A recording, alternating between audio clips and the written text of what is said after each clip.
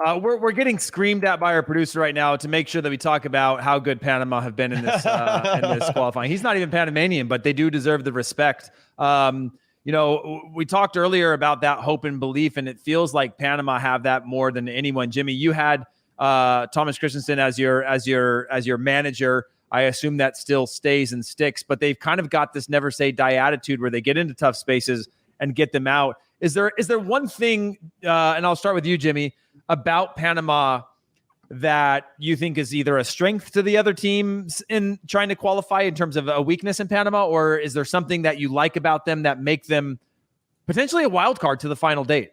Oh, it's 1,000% a wild card with Panama, and it's tough to not go with John Herdman at this point as the manager, and we're going to get into our best 11 in CONCACAF here in a second. But Thomas Christiansen, I think, has overachieved with this current Panamanian team.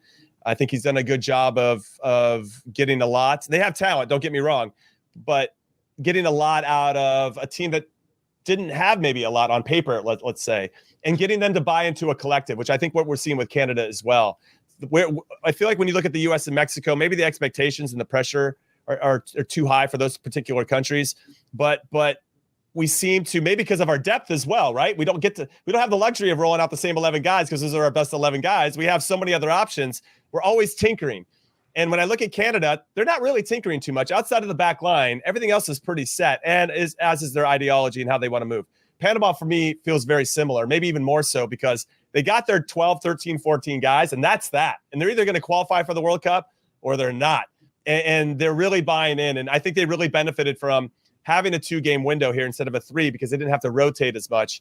That said, there's something about them scoring 3 goals in 5 or 6 minutes when they're down 2-0 in Honduras that speaks to their character. And then obviously being down to El Salvador a minute into the game at home, a game they needed to win to stay, really create some distance between them and everybody else that's right behind them for that 4th spot. And now everything's up for grabs. I mean, when you look at the table, it is wild. 16 points for Canada, 15 for the U.S., Mexico 14, Panama 14. I don't think we're near the end of this story for Panama, but I think they put themselves in a nice spot to make something happen. And I want to give a shout out to their outside back, Davis, who ended up scoring the winner against Honduras, just pushing forward and kind of buying into, like, let's just go for it. I feel like they're the ones that are playing with house money. They got nothing to lose. Yeah, big respect, Jimmy, for giving love to outside backs. I have enough but time and love for that. Dre, looking at this schedule for Panama through the rest of their qualification campaign, I mean, does this look favorable to you? Does it look difficult compared to the way the U.S. has to sort of see this out? I know that, kind of, I'm trying to, I guess, compare schedules from here on out, home versus away. We know the difficulties. Everybody suffers from home and away in CONCACAF. It's not just the U.S. I mean, does this look like a decent path to a World Cup for them? So I think Jimmy's point about their not being able to rotate all that much is a good one. And it's probably the reason why for Panama, no matter what's left on its schedule, it's going to feel a lot tougher than it does for the U.S., for Mexico, or for Canada right now. Remember the first window, they used the same exact 11 for 3 straight games, right? And the team seemed to tire a little bit, change things a little bit during the second window, but not by that much because they just clearly did not have that many options to make sort of wholesale changes. So I don't expect any of this to be easy for Panama, just as none of it has been easy for them to stay in this race. Right now, there's a very clear delineation between the 4 teams that look like they're headed for the top 4 spots. Panama look like probably the favorite for the Intercontinental playoff spot, but it's so tight between those 4 teams that really, I wouldn't be stunned if it's Canada, right? Canada could finish first or they could finish 4th. Mexico could finish first or they could finish 4th. So I don't see anything easy for Panama the rest of this way. What I do see is a team that, as Jimmy was saying, really knows how to fight because it was 3 goals in 9 minutes at the end of the game where it didn't look great. In this case, they give up a goal in the opening minute against El Salvador and fight back with a really strong early second half performance and get all 3 points out of that.